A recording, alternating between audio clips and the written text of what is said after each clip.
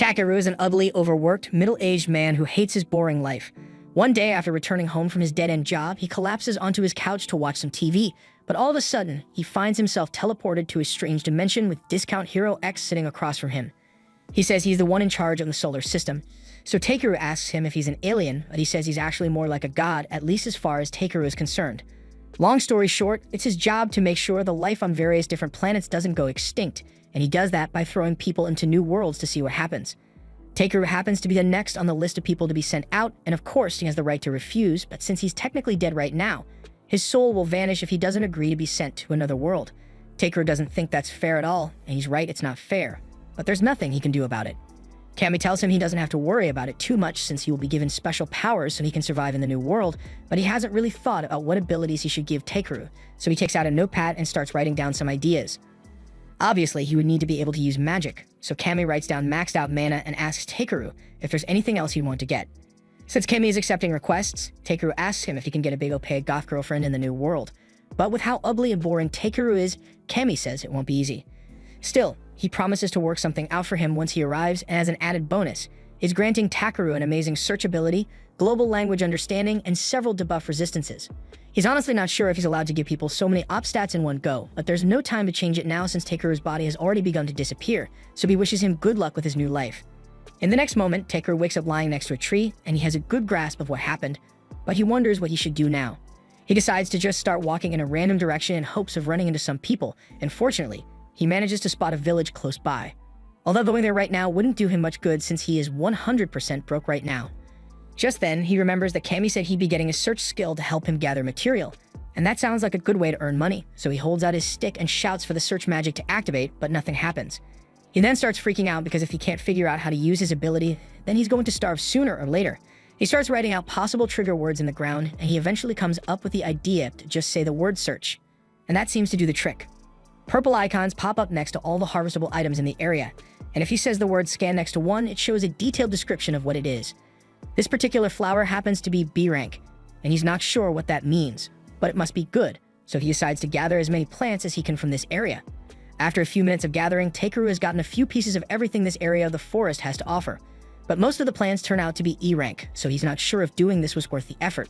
Just then, he notices a pretty rock nearby, and he wonders if it's valuable enough to sell, but when he picks it up, his scan tells him it's just a big piece of anteater poop, which is gross, but the poop is C rank for some reason, so he can't complain. He has gathered up enough resources for the day, so he decides that it's time to head over to the village and see how much money he can get from selling these. By nightfall, Takeru eventually arrives at the village gates where he meets one of the guards, and I can't tell if Takeru is really tall or if the guard is just really short. The guard's name is Marlowe, and he is surprised to hear that Takeru is a gatherer because it's rare to see people like him around here.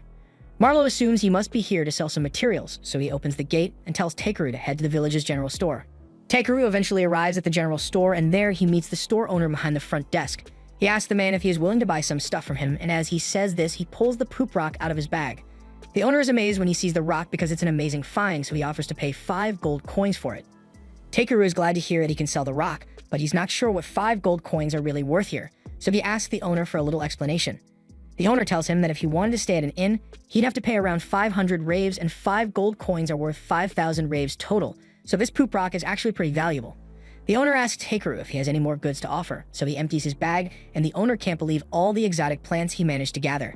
He asks why Takeru bothered coming to a remote village like this if he had this many valuable items, so he explains that he just picked these up during his journey here. The old man understands, and now that he has an idea of Takeru's skills, he says he has a favor to ask. Takeru didn't come here expecting to receive a side quest, but he says he's willing to help depending on the difficulty of the request, so the owner explains that he wants Takeru to get some mithril ore from the eastern mountains.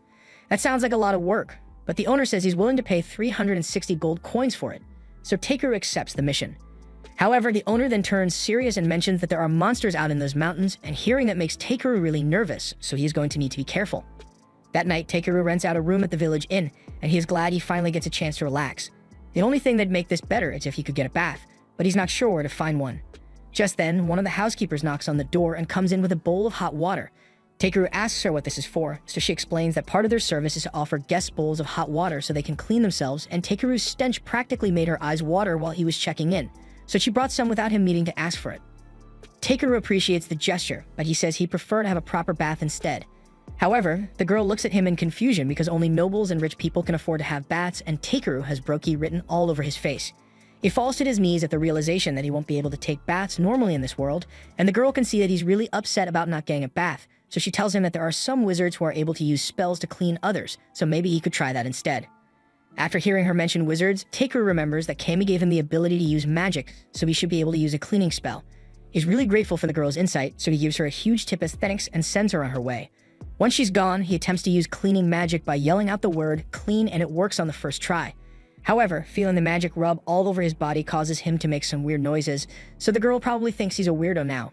On the bright side, the clean spell seems to be really effective, so Takeru isn't going to have to worry about smelling funky all the time, but he still wishes he could enjoy a proper bath. The next day, Takeru heads out to gather a few more items to sell when he notices a new symbol from his search skill. Each symbol represents a particular kind of loot, so he wonders what it might be. But to his utter horror, when he takes a look, he finds a decomposing skeleton on the ground. His scan tells him that this poor guy is named Belria, and he must have died fighting out here a while ago. He goes closer to inspect the corpse, and that's when he finds a locket with a note on it. The note was from Belria's little sister, and she was basically thanking him for working so hard to earn money to treat their father's illness, but more than anything, she just wanted her brother to make it home safely, so she asked him not to do anything too dangerous. But he clearly didn't listen to her advice. Takeru spends the next hour holding a burial for Belria, and once that's done, he draws a circle and casts a barrier so he can set up camp. The next morning, Takeru heads further into the forest until he arrives at the Forest of White Trees. This place is supposedly full of monsters and creepy as hell, so Takeru would have loved to avoid this place altogether, but it's the only way for him to get to the Eastern Mountain. He casts a light spell so he can see well enough to scan the area, but he doesn't spot anything of high value. Even weirder is the fact that he doesn't see any monsters around here, even though this place is supposed to be crawling with him. He doesn't question it too much and decides to take advantage of the strange absence of monsters to breeze his way through the forest. However, as he was running, he ended up falling straight off the edge of a cliff. There's no way he'd survive a drop like this, so he desperately starts calling out spell words in an attempt to save himself, and fortunately, when he says the word fly, a floating spell activates, allowing him to land safely. He's now stuck at the bottom of a cavern, but he notices a ton of ores in the nearby walls, so he decides to make the most of it and starts mining them out. He finds a lot of valuable ores like silver, but there's still no sign of any mithril, so he decides to head deeper into the caves. After walking for a bit, his search skill alerts him to an ore deep in some rocks, but before Takeru could head over, he feels the entire cave system begin to shake, so he's going to need to be careful. He uses a controlled fire blast to break through the rock, and as luck would have it, he manages to find some mithril ore, but it's not much. The cave system suddenly begins shaking again, so Takeru is starting to worry that the roof might collapse. The smart thing to do right now would be to head home for the day and come back when you know it's safe, but just like a fanatic cage diver, he decides to keep going deeper anyway. He eventually comes across an opening which leads him to a beautiful aquifer, and he is really excited because the water looks so dazzling. He uses his ability to scan it, and to his surprise, he discovered that this is S-rank ancient dragon magical water. This is the most valuable thing he has ever found, but that ancient dragon part does concern him a little since he wouldn't want to have to deal with one of those. Just then, as Takeru dips his hands in the water, something huge emerges from the water, and a moment later, Takeru is face to face with the ancient dragon.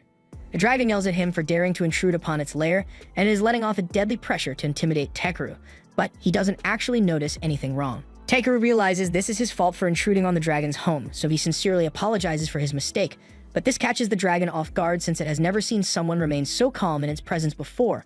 It takes a liking to Takeru and asks him if he's really a human because he has an unnaturally high amount of mana. It says Takeru's mana pool might even be greater than its own, but Takeru has no idea what it's talking about. The dragon's name is Voldius, and he has a favorite ask now that he knows Takeru has such an expansive mana pool. Basically, it wants Takeru to hatch its egg since it doesn't have enough mana to do it, and as a reward, it will give him a large cluster of mithril ore. Takeru thinks that sounds easy enough to do, so he takes the egg and starts channeling mana into it, but halfway through, the egg suddenly starts draining all his mana until he eventually loses consciousness. By the time he wakes up, he finds a little baby dragon sitting in front of him, so he realizes the hatching was a success. Voldius is glad to see his child has finally been born, but he then proceeds to ask Takeru to take it with him on his journey. Takeru asks if he's sure about this since he thought Voldius would want to spend time with his kid, but Voldius says Takeru is far stronger than him, so his child would be better off with him. And now that Voldius has some milk to buy at the bottom of his lake, so he submerges himself and leaves Takeru to take care of Bee. Takeru and Bee eventually make it out of the cave, but it's almost dark out and it'll be difficult for them to travel through the forest once it's nighttime. He decides that the best course of action is to hunker down for the night and continue traveling tomorrow, so he tells Bee to get ready to set up camp. First, he reaches into his storage bag and fetches some of the magic water that he got from the cave for Bee. The magic water is apparently essential for the growth of a young dragon, so it's a good thing he got so much of it. After B is done with her first cup, she asks Takeru for some more, but when he brings another cup of water, instead of taking it, she pushes it towards Takeru, encouraging him to drink it instead. Takeru isn't particularly thrilled by the idea of drinking water a dragon has been skinny dipping in for centuries, but he doesn't want to say no to B, so he downs the glass, and it actually doesn't taste that bad. It's now time for Takeru to set up camp, so he sets down a few magic stones to create a protective barrier. Technically, in this world, magic stones are supposed to be an insanely valuable commodity, but he's able to casually make them by just thinking about a spell really hard and pouring magic into his hand. This one, for instance, is a heating magic stone, and Takeru plans to use it to prepare tonight's dinner, so he sets it up in the fireplace and starts cooking. He's making some grilled steak and meat stew to go alongside it. This has always been his favorite dish, and it looks like B wants to have a taste as well because she's practically drooling all over herself at this point. Takeru isn't sure if it's alright for a baby dragon to eat real food when it was born like 2 hours ago, but he gives her a bowl anyway, and B promptly burns her lips because she had no idea the soup was so hot. Takeru blows on it a little to help cool it down and hands it back to B so she can give it a proper taste, and she absolutely loves the stew. Takeru is glad to see that B liked his cooking so much, but he wonders how she feels about having to leave Voldis behind. B stares at Takeru with a confused expression on her face because why would she miss Voldis when she's got Takeru right here? While B is hugging him, he uses his appraisal skill on her, and he is surprised to see that B is already B rank even though she's still so little and cute. She also has a bunch of strong-sounding gifts like limitless evolution, so she's bound to become stronger than him eventually, but he wants to make it clear that she's absolutely forbidden from doing anything that'd be too reckless, which is good advice in principle, but B wasn't listening at all. The next morning, Takeru climbs back up the cliff, and when he gets to the top, he's surprised to see that the forest seems totally normal now. He wonders what could have caused such a drastic change overnight, but it's not his job to figure things like this out, so he decides to just let it go. Since he's here anyway, he figures he might as well do some gathering, so he uses his search ability to scan for any C-rank ingredients nearby, but just as he's about to start picking them up, B comes flying over to him in a panic because there's something scary in the forest. Takeru switches the target of his scan to any hostile monsters in the area, and sure enough, he locates half a dozen hostiles closing in on them. He may not enjoy fighting, but he's more than capable of dealing with a few monsters on his own. All of a sudden, a rock griffin appears behind him, but compared to Voldis, this barely seems like an inconvenience, and if anything, he can't wait to taste the bird's juicy meat once he kills it. He casts his shield to protect himself and then conjures up 3 ice needles before shooting them at the monster and taking it down in one fell swoop. He then turns to face the horde of wolves that's closing in on him and to deal with them. He casts some enhancement magic on himself to boost his movement speed and jumps into the air to evade the wolves' initial attack. He then casts hardening on his hands and feet and caves one skull in on his way down with an axe kick. Afterwards, he takes the remaining wolves out one after another, and by the time he's done, he's got a lot of meat to collect for his next meal. He's happy with the haul he got from that battle, but when he looks up, he realizes there are still a ton of monsters out there, and if he tries fighting them all, he's going to be stuck in this forest for weeks. He wishes there was a way he could just avoid dealing with them altogether. And as he says this, B grabs onto the back of his jacket and starts trying to pull him into the air. Takeru wasn't expecting this to work since B is so much smaller than him, but as it turns out, she's actually pretty strong, so she manages to lift him into the air. However, at this rate, it'll take them 4 to 5 business days to get out of this forest, so Takeru decides to help out by casting weight reduction magic on himself. The second he does that, he and B shoot straight into the air, but B isn't exactly a trustworthy pilot, so midway through the flight, she accidentally lets go of Takeru, and he is sent hurtling straight for the ground. Somehow, he managed to survive that devastating fall, and on the bright side, he managed to make it out of the white forest in a matter of minutes, so the mild hip fracture was definitely worth it. They are pretty close to the village, but Takeru doesn't want to risk flying on B, so he decides to just walk instead. Along the way, B starts pointing towards the stick in Takeru's hand, asking what it is. He tells her that it's apparently a branch of the Yggdrasil tree, and it was just sitting in the bag that God gave him, so he decides to just take it out and point it at stuff to see what happens. B seems to understand something about the stick, so she breathes out a cloud of magic onto it, awakening the stick's true form. Takeru has no idea how or why that worked, but before he can figure it out, he suddenly hears a loud growling noise coming from the forest, so he immediately gets himself ready for a fight. Just then, B flies off into the forest by herself, so Takeru is forced to chase after her until they eventually find an elf girl propped up against a tree. Takeru rushes over to aid her since he's worried that she might have been injured by a monster, but the girl tells him she's not hurt, she's just really hungry.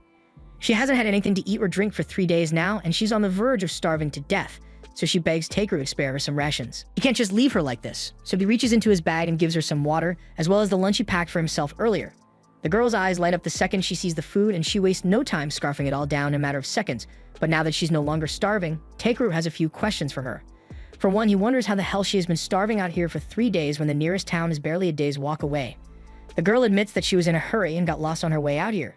But even so, it's common sense to carry at least a few days worth of rations with you at all times, yet she literally brought nothing.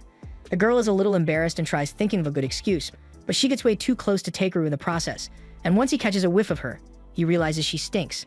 The girl tries to defend herself by telling him it's not her fault since she had to camp out here for days on end with no supplies, but that doesn't change the fact that she smells like manure right now. The girl gets up and tells Takeru that while she is thankful for him saving her, she thinks it was incredibly rude for him to say that she stinks, even if it was true. She then runs off to continue her journey, but she didn't ask for any directions and she still has no supplies, so he doesn't think she's going to make it very far. But that's not his problem to deal with, so he continues heading back to the city with B. They eventually make it out of the forest, and along the road, B notices a carriage approaching, so he stops to talk to the driver. The man notices his staff and asks Takeru if he is a sorcerer, but while he could definitely be one if he wanted to, Takeru wants to stick to peaceful jobs, so he tells the man he's just a gatherer who happens to have a staff. The man then asks him what he's doing all the way out here, so Takeru explains that he is heading towards Hormi village. The man is surprised to hear that he's heading there on foot since it's quite a long journey, but it's not like he had much of a choice. The driver offers to give him a ride back to the village if he would like, and Takeru appreciates the gesture, but he's pretty big, so he is worried that he might take up too much space in the carriage. But both the man and his family, already aboard, tell him there's nothing to worry about, so he goes around back and climbs in. Something Takeru notices recently is that ever since he came to this world, children seem to just naturally like him. He's not sure why, but it makes things easier for him since if the kids like him, then most adults will be nice to him as well. He thanks them once again for giving him a ride, but they say it's not a big deal since everyone in Tormi helps each other out whenever they are in trouble. Takeru appreciates their generosity, but he thinks they are being a little too trusting since he could have been a bandit for all they knew. However, they tell him they knew he was not a bandit because if he were a bad person, then this bell would have rung and they never would have offered him a ride. Takeru is amazed that bells can be enchanted with magic stones to detect whether someone is bad or not, and he wonders if he can make something like that for himself later. Just then, Yunin notices a strange sound coming from Takeru's jacket, so she asks him what it is, and he is forced to explain that he actually brought a rare monster with him. He was expecting the family to freak out a little at the mention of a monster, but they tell him that it's actually perfectly normal for adventurers to keep monsters as pets from time to time, so it doesn't bother them. In that case, there's no reason for Takeru to hide B any longer, so he tells her she can come out, but she had better not bite anyone.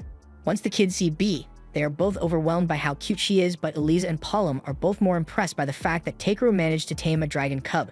They ask him if he happens to be a dragon knight, but he says he just happened to find and hatch a dragon while he was out on a mission. Once it's time to take a break for the night, Takeru sets up his barrier and he assures the family that as long as the barrier remains up, no monsters will come anywhere near them. And even if something does try to attack them, B will be here to alert them before it gets too close. They are all glad to know that they are safe for the night, but they still need to do something about their dinner, so Eliza gets ready to start cooking. But before she does, Takeru asks her if she'd be willing to let him handle the meal prep for today. He reaches into his bag and pulls out all his pans, which amazes the kids since there's no way all that stuff should be able to fit in such a small sack. Takeru explains that his bag operates like an item box, so there's a lot more space on the inside than it seems, and it's really handy for gathering things. Once Takeru is done cooking, everyone digs in and they are all delighted by how delicious his food is, especially Palom since he was sick of having to eat dried meat all the time. As the night drags on, they all begin to sing songs and dance to pass the time, and the kids even invite Takeru to join in. He never got to experience anything like this when he was back on Earth, since he'd always just spend the night alone in front of his TV, but eating with others is a lot more fun than he thought it would be. The next morning, Takeru wakes up and begins working on cleaning his scissors to keep himself busy until it's time to get back on the road. Poland tells him they can head out after they've had breakfast, but Takeru actually has a small favor he'd like to ask.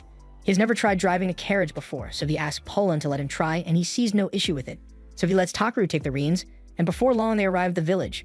Takeru gets off the carriage and Poland thanks him for sharing his food, but Takeru says he should be the one thanking them since he didn't have to walk all the way back on his own. Poland and the others drive off afterwards, and as the short guard watches them leave, he says it must finally be spring. Takeru doesn't know what that's supposed to mean, so he asks the guard for an explanation, and he is informed that Poland does weaving for a living. He frequently travels to warmer regions for work, and the journey is always difficult for him and his family.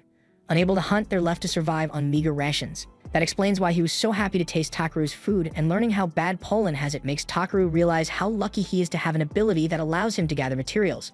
A little while later, Takeru heads back to Jerome's store to deliver the materials that he was asked to gather, and as a little test, Takeru slips one magic mithril ore he got from the dragon's den in with the regular mithril to see if Jerome is the kind of person to scam him.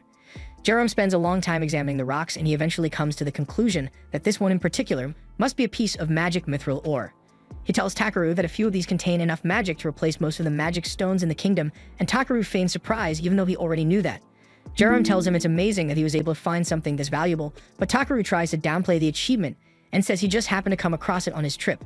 Even if Takaru claims to have found it lying at his feet, Jerome says it still takes considerable skill to be able to find things like this, so he tells Takaru that he would be better off heading to the city of Belkame. It's much larger than this village, and as much as Jerome doesn't like the idea of letting talent like Takaru leave, he will be able to find a larger variety of items to buy and sell compared to what he would get here.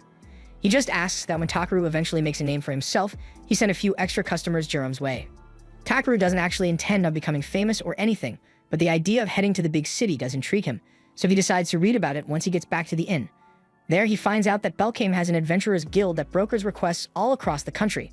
The adventurers themselves are divided into combat, support, and various other roles, and since Takaru is in another world, he wants to try out adventuring and traveling the world for a while.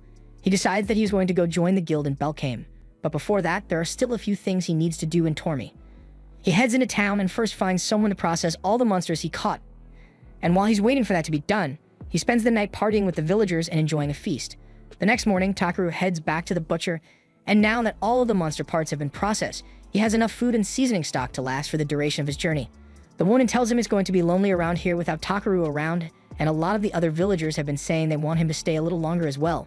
Takaru says he will miss this place as well, but there are a lot of exciting places out there for him to visit and new people for him to meet, so he can't settle down here. The woman understands, so she says she won't push the matter any further, but before Takaru leaves, she wants to give him something extra. She hands him a bag and says she packed him a travel lunch. Actually, she packed him a ton of travel lunches, so it looks like Takaru isn't going to have to worry about food for a while. After that, he heads back to his room, and the only thing left to do is figure out what to use the magic mithril ore for. Jerome told him he couldn't afford to buy it, so Takaru has no idea what he's supposed to do with it now. It's too valuable for him to just toss out, but since it supposedly has a ton of magical energy inside it, Takaru wonders if he can use it to create something useful for the villagers, since they've been so nice to him. Just then, he notices his lamp on the table, and it gives him an idea, so he takes the magic stone and tries combining it with the lantern. It doesn't take long for him to figure out how to do it, and after a large flash, a magic item was created. The next morning, as Takaru was about to depart, the entire village came out to say goodbye to him. Takaru thanks them for everything they've done for him, and as his way of showing his appreciation, he made this for them. He tells everyone that it's a magic item that will create a barrier around the village to keep out any people with malicious intent, and while they are all grateful for his kindness, they wonder if it's really okay for them to take something so valuable. Takaru tells them it's fine since it's the least he can do to repay them. Plus, he wanted to make sure the village would still be in one piece in case he comes back to visit. Jerome is a little curious about what's powering the device, so he takes a look inside, and sure enough, he finds the magic stone, which is worth a small fortune.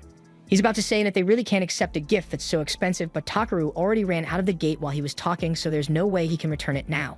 While Takaru is walking on his way to Belkame, he takes a moment to enjoy the peaceful scenery. However, that peace doesn't last long because he soon encounters a random giant crab in the middle of the road.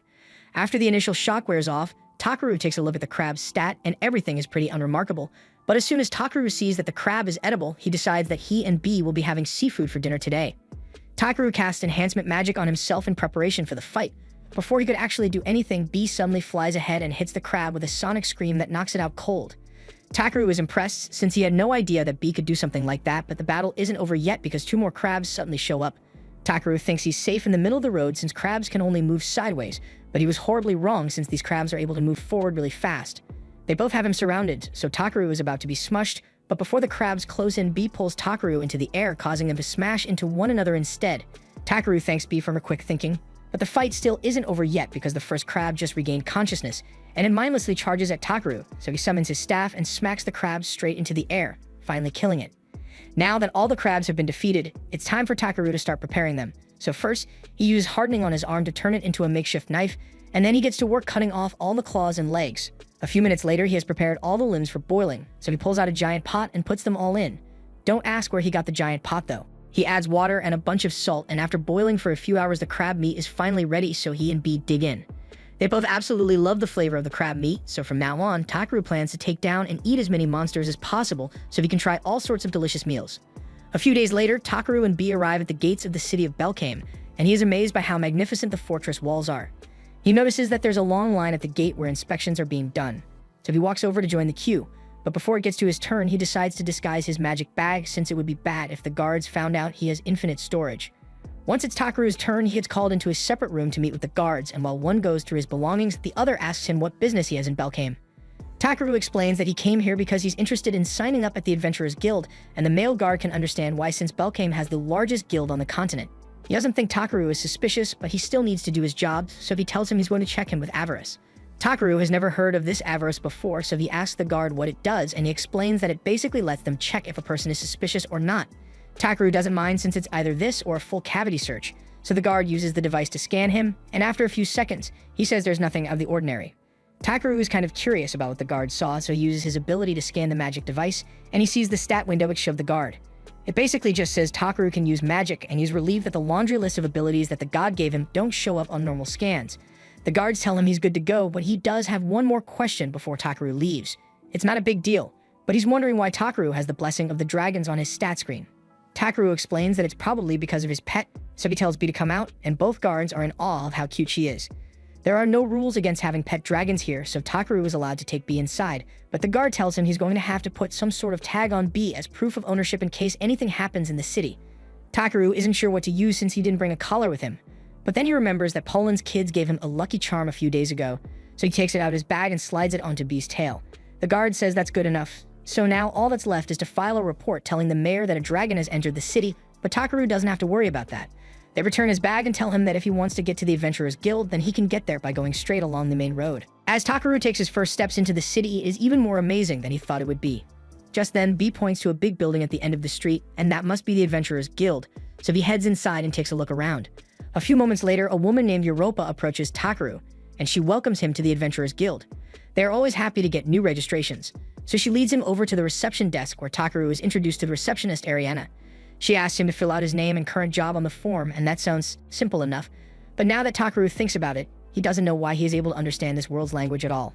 After filling out the form, Ariana asks Takaru if he has any combat experience, and Takaru informs her that he has taken out a griffin, a bunch of wolves, and a couple of crabs as well. That all sounds very impressive, but Ariana kind of thinks Takaru is making it up, so she asks if he has any proof of his kills. He says he does have proof, but it's pretty big, so he asks her if it's really alright for him to bring it out right here. Ariana doesn't think it will be that bad, so she tells Takaru to go ahead, but to her shock, he pulls out a giant crab and drops it right on her desk. The weight of the crab crushes Ariana's desk instantly, and Takaru realizes he may have messed up, but in his defense, he did warn her that it would be big. All the guild patrons gather around to see what all the commotion is about, and the guildmaster asks what's going on. Takaru says he just wanted to show Ariana his crab, and the guildmaster can see that, but he gets suspicious of the fact that Takaru has an item box, so he asks him where he got it. Takaru says he got it as a gift, and after using his ability, the guildmaster confirms that Takaru is telling the truth.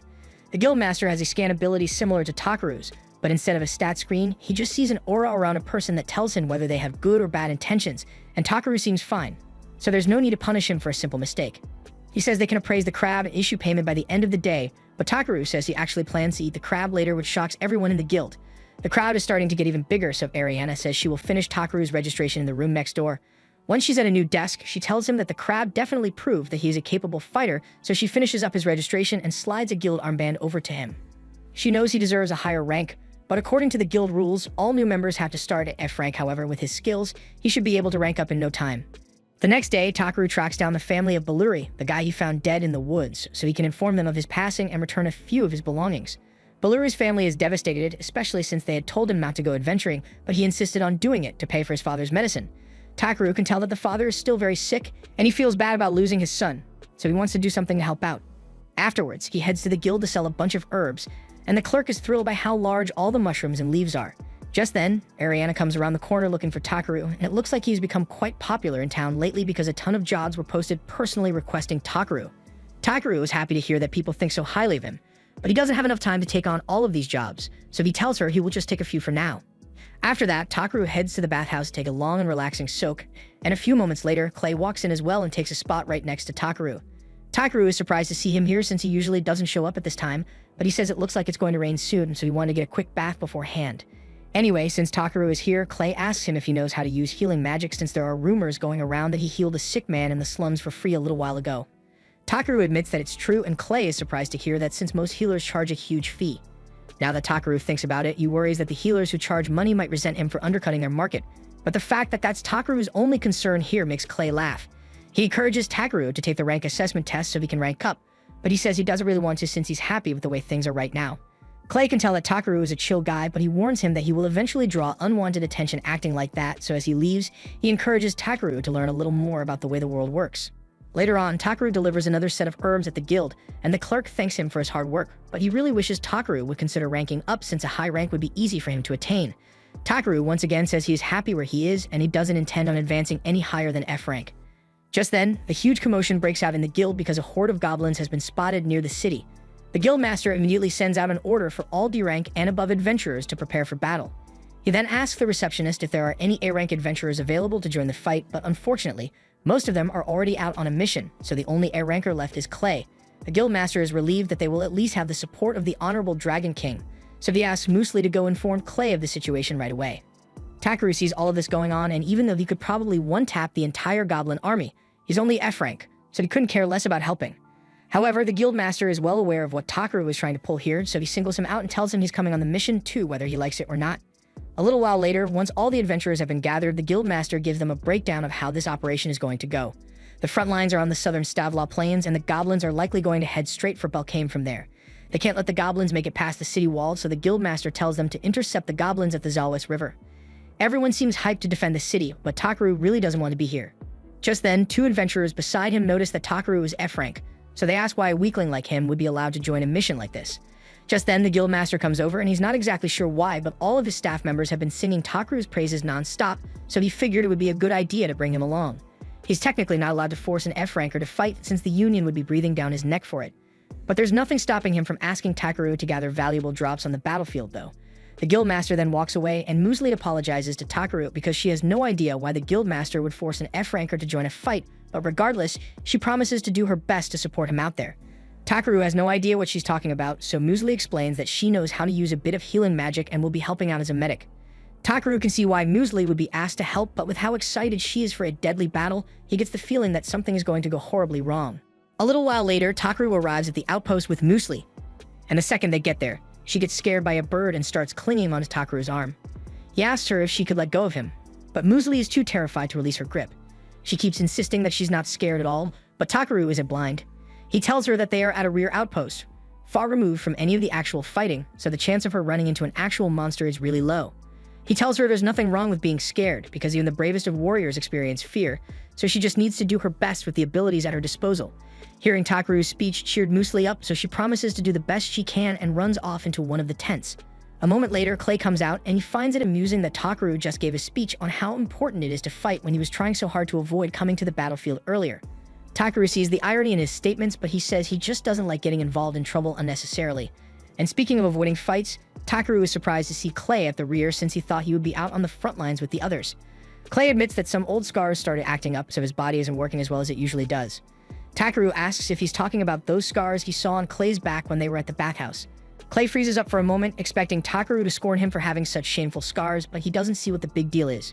Clay explains that scars on the back are a blemish on a warrior's pride because they mean you were injured while running away from an opponent, but Takaru doesn't think there's anything shameful about it. You can tell that Clay got those scars while trying to protect someone, and even though he was badly injured, he still managed to survive, so that's something you should be proud of. Just then, the two hear the low rumble of hundreds of footsteps approaching. Clay realizes that the guildmaster's defensive formation on the front lines must have been breached and the enemy is approaching, so they need to prepare for a fight. Clay grabs a spear and tells Takaru he's heading out to intercept them, and even though his scars are still causing him a lot of pain, he vows that he will protect Takaru even if his body breaks. Takaru tries telling Clay he really doesn't need to do that, but he's already long gone. He then looks over at the tent and sees Muesli in the middle of healing the wounded adventurer, and seeing her try so hard despite her fear, even when the enemy is approaching, makes him feel bad for trying to take the easy way out. Here and now, he decides to do everything within his power to make sure everyone makes it home safely, so he casts a barrier around the outpost to keep Muesli and the other healers out of danger, and then heads to the front lines to confront the goblins. Out on the front lines, the adventurers are all fighting for their lives to keep the goblins at bay, but at this rate, it will only be a matter of time before the goblins invade the city. However, all of a sudden, Takaru comes running out onto the battlefield and punches one of the goblins so hard that it is sent flying into a rock pillar. It kind of freaks Takaru out to be fighting humanoid monsters, but he doesn't have time to think about the ethics of the situation, so he asks B to take out the rest for him. B flies into the air and uses lightning magic to fry all the goblins in the area at once. Now that everyone is safe, Takaru goes to check on them and asks what happened. Diego explains that their formation was holding up well initially, but at one point a high-level goblin sergeant showed up, and after that, things went downhill fast. Thankfully, Clay showed up just in time to save them from the goblin sergeant and drove it back, but the rest of them got separated from him in all the chaos, so they have no idea where he is or if he's alright. Takaru goes out looking for Clay, and near the forest we see him fighting for his life as he is swarmed by goblins. He manages to take a few of them out with his spear, but his scars still hurt really badly, and the pain brings him to his knees, so the goblins try to take advantage of that and stab him from behind. However, before they could do so, Takaru comes to Clay's rescue and electrocutes them to death. Clay is shocked to see Takaru and tells him to leave because it's dangerous here, but Takaru reminds him that he's the one with the crippling injury, so he shouldn't be pushing himself so hard. Just then, the two hear the sound of the goblin surge approaching. It lunges at the two of them, but Takaru and Clay jump out of the way in time. The safest option right now would be to retreat, but there's no way they'll be able to outrun the goblin surgeon. Despite the incredible amount of pain he is feeling right now, Clay takes a battle stance and says he will hold the goblin off long enough for Takaru to run away because no matter what, he refuses to let his friend die in a place like this. Takaru is touched by Clay's resolve, so he asks him if those scars on his back hold any sentimental value to him. Clay thinks that's a weird question to ask mid-battle. The only thing the scars do is remind him of his past failures, so he despises them with all his heart. Takaru assumes that means he wouldn't mind them being erased, and before Clay has a chance to ask him what he's talking about, Takaru reaches into his bag and splashes Clay with some of Vol's magic water. He then casts full healing magic on Clay to get rid of his scars, but he may have had some unintended side effects because while it did get rid of the scars, it also forced Clay to evolve and turn him black. Takaru has no idea what just happened, and neither does Clay. But not only is the pain from his scars gone, he also feels stronger than ever before for some reason. He decides to test out his new strength by attacking the goblins all by himself, and in a matter of seconds, he has wiped them all out without so much as breaking a sweat. Later that night, Clay heads to Takaru's room and he's back to normal now, but he can still feel immense energy smoldering within his body, so he demands to know exactly what Takaru did to him earlier today. Takaru explains that he just used some magic water from the ancient dragon as a catalyst and cast healing magic. Clay is confused, so he asks Takaru how he knows an ancient dragon, and he explains that Vol is B's father, which kind of means B is also an ancient dragon. Clay sits down and takes a moment to process all the information he just learned. He is grateful for what Takaru did for him, but no ordinary person would have been capable of such a feat, so Clay asks him who he really is. Takaru realizes he may have said way too much, but then again, the god never told him he had to keep his identity a secret, so there's no reason to hide it from a trusted friend. He tells Clay that he is from another world, and Clay is stunned in place for a moment because he can't tell if Takaru is messing with him or not. Takaru sits him down and explains everything that's happened regarding his reincarnation, and Clay still finds it hard to believe, but considering all the impossible things Takaru has already done, it doesn't actually sound too strange. Clay promises to keep Takaru's origins a secret, but he tells him he needs to be more careful about how he uses his power since altering someone's body is a big deal. Her name is Ribble, and she's the one in charge of the shop. He asks her if she has any gatherer scissors in stock since his are worn out, but unfortunately, she tells him she doesn't sell those. On the bright side, she does know a great blacksmith who could make some scissors for Takaru, but he's waiting to fetch a few materials in exchange. Takaru says he is willing to listen to the details of the job, so Ribble begins leading him towards her boss's workroom. However, as they are walking down the halls, Takaru happens to spot a group of blacksmiths hard at work in the forge. He thinks their work is really impressive, and Ribble agrees with him, which is why she wants to become a talented blacksmith and forge a sword fit for a hero one day. They eventually arrive at the boss's room, and Ribble tells her boss that she was thinking of having Takaru gather some of the Ildra ore that's so hard to find so they can make the sword, but the boss immediately refuses because he says there's no way he's sending a gatherer down into the mines. Ribble tells him he could at least give it a try, and the two start arguing over it, but Takaru has no idea what Ildra ore even is. The boss says the reason he doesn't want to send a gatherer down to the mines is that it's always crawling with monsters, and there have been rumors lately that there are demons down there as well, so he can in good faith send Takaru down to face those creatures. Ribble admits that there has been a recent drop in people going to the mines, but the boss guesses she didn't tell Takaru about that part. He tells her that a smith who is willing to risk other people's lives for personal gain has no business holding a hammer, and Ribble realizes she was wrong, so she apologizes to Takaru, and tells him he can forget about the whole thing. However, he still seems pretty interested despite the dangers involved, so he asks if Ildra ore is really the only ore suitable for making their sword. Ribble confirms it, so Takaru offers to gather the ore from the mine in exchange for having a special pair of scissors forged. The boss asks Takaru if he was paying attention when they mentioned that there were monsters down there, but he says he can handle anything that's down there, so they don't need to worry about him. As proof, he pulls out one of the crab claws he still carries around with him. And this is a monster that even B-rank adventurers would struggle with, so the boss realizes that Takaru might actually be able to handle it. Takaru sets out immediately for the Ryuhai mines, and along the way, the others in the carriage start talking about how strange it is that all the poisonous herbs around in the area disappeared overnight. Takaru gets concerned because he thinks it might be his fault for overdoing it with the gathering, but he dismisses the idea immediately after. A little while later, the carriage drops him off, and he realizes he is near a horse farm, so he goes to take a look inside. There he happens to spot that elf girl from before, and she seems to be having an argument with the farm owner because she asked for a white horse that can gallop across the sky, but the farmer is showing her a giant raven instead. The farmer tells her that around here, a horse is more of a category than a name, so anything that can carry cargo is classified as a horse, whether it is actually a horse or just a raven. The elf realizes this is her fault for not being more specific about her request, so she apologizes for making such a fuss about it. The farmer tells her it's not a big deal, but if what she's looking for is a white Pegasus, he tells her she'd have better luck searching in the Dwarven Kingdom, so she decides to start heading there immediately with no preparation. Takaru continues his journey, and as he is passing through the forest, he realizes that there are a bunch of valuable ingredients all over the place. He even found a patch of moonmag grass, so he spends the next few minutes gathering some. However, just as he is about to leave, he hears a familiar growling sound coming from the corner, and when he gets to check it out, he finds the elf slumped against a tree and on the verge of dying from hunger. Again, he gives her some food and water, and she's very grateful for the help, so she extends her hand for a handshake. However, she still smells absolutely awful, and Takaru refuses to be subjected to the foul stench any longer, so he uses clean on her. She introduces herself as Velvereta Brolita, and she thanks Takaru for his kindness towards her both now and back then. Takaru says there's no need to thank him and begins walking away, but Brolita stops him because she wants to pay him back. Takaru says he wasn't helping her expecting to receive a reward, but in that case, Brolita says she will accompany him on his journey to help out as much as she can. Takaru tells her she really doesn't need to do that, but she insists, so he decides to just let her do what she wants. Over the next few hours, Takaru spends his time gathering more herbs from the forest, and Brolita does her best to help, but she keeps grabbing a bunch of useless stuff. A little while later, it's time for them to set up camp, so Brolita asks him if she should go grab some firewood for him. Takaru says he doesn't need her since he already has fire magic stones to use instead. However, Brolita tells him that it's important to leave traces of a campfire on paths like this since it will show other travelers that this is a safe place to camp. Takaru realizes she has a good point, so Brolita heads off into the woods, and a little while later, she returns with a massive log over her shoulder. Takaru tells her they can't use something this big as firewood, but Brolita says she's not done yet. She throws the log into the air, and she then takes out her blades, slicing the log into dozens of smaller pieces in one go. Takaru was really impressed since he didn't realize Brolita was so skilled, but he is even more amazed by the fact that her weapons are A rank because this is his first time seeing something ranked so highly. That night, Takaru cooks some soup, and as soon as Brolita tastes it, she is astonished because she has never had anything that tastes this good before. While they eat, she asks him if he is heading to the Dwarf Kingdom as well, and Takaru explains that he took on a job to collect some Ildra ore from the Ryuhai mines there. As for Brolita, she says she is traveling in search of a white Pegasus because it is her sister's greatest wish and she wants to see it fulfilled. That said, she has once again feasted on Takaru's food, and her debt to him has grown even larger, so she must repay him somehow. In that case, Takaru asks if he can hire her as his bodyguard because there are a lot of things about adventuring that he still isn't familiar with. She tells him she would be happy to act as his bodyguard, and for the first time, Takaru notices that when she isn't nearly starving herself to death, Brolita actually looks really nice. However, that night, he barely gets any sleep because Bee and Brolita snore way too loudly. The next day, they continue their journey until they can see the Dwarven Kingdom from across the river.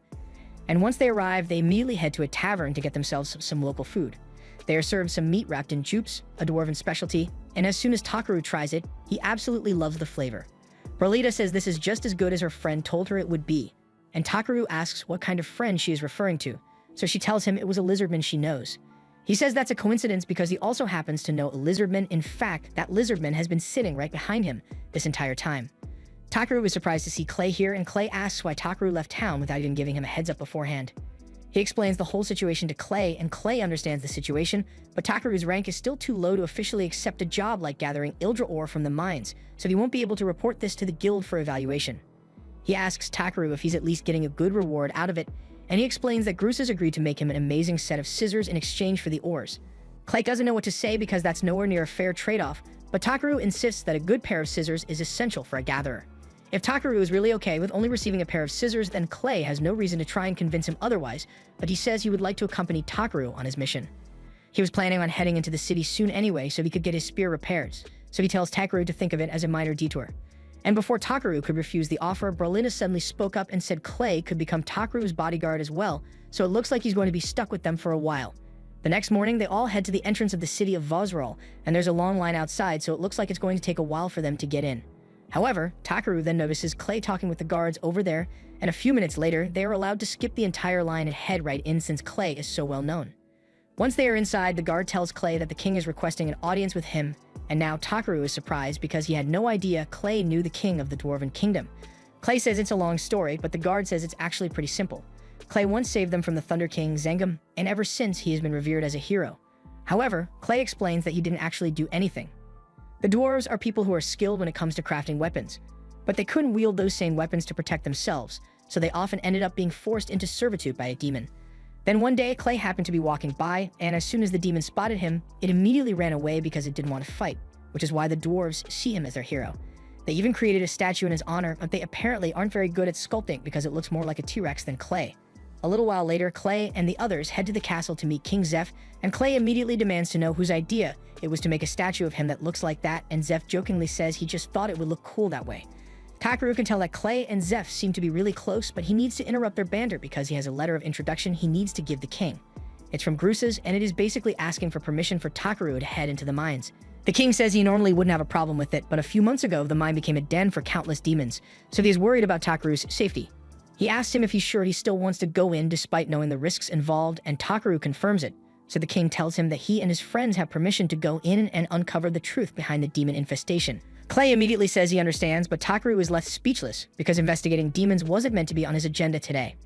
They eventually head to the entrance of the mine, and the local guild's head receptionist opens the gate to let them in. Takaru creates a light spell to illuminate the area, but from what he can see, there aren't many ores out here, so he asks the guide if they can go a little deeper. The guide agrees, but all of a sudden, B senses something approaching, so Takaru uses his scan ability and realizes that they are being attacked by two giant spiders. Clay steps up and uses his spear to stab the first one through the mouth, and while he does that, Takaru uses magic to stun the second one in place, buying enough time for Brolita to slice it to pieces, so the spider problem has been dealt with. The further into the mine they head, the stronger the magical energy feels, and Takaru is starting to notice traces of Ildra ore in the walls, but they aren't big enough for what he needs. Just then, he notices something buried deep in the wall, so he launches some explosion magic at it, exposing a massive ore vein of Idrite. It's not Ildra ore, but it is even more rare and valuable, so the guide tells him that this is an amazing find. However, just then, V warns Takaru that something is approaching, and the guide's eyes go white as he realizes it is a demon. After getting a good look at it, Takaru tells everyone to stand back because he intends to handle this one by himself. But not because he hates demons or anything, it's because the demon in question happens to be a crab and he and B can't wait to eat it. This was the end of episode 5. Subscribe to not miss the next part.